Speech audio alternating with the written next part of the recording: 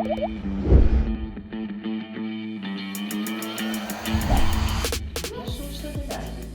zo.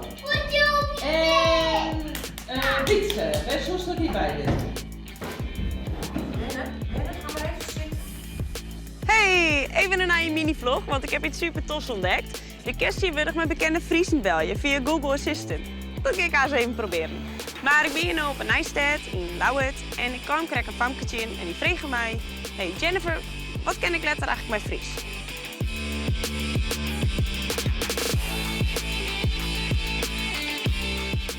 Mooie of grappige zin in je moedertaal? Moedertaal, moet ik erover denken? Oh, ja, ik heb eentje. Poposaka burrito foi mondi, pero poposaka mondi foi burrito sukabes. Wat betekent dat? Oh, dat betekent in goede Nederland, sommige mensen leren nooit.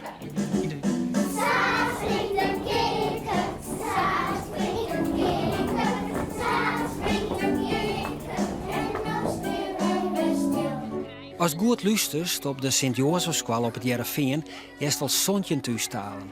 Ooit van kwart wie er alleen nog plak voor het Nederlands en wie er geen aandacht meer voor de memmentaal.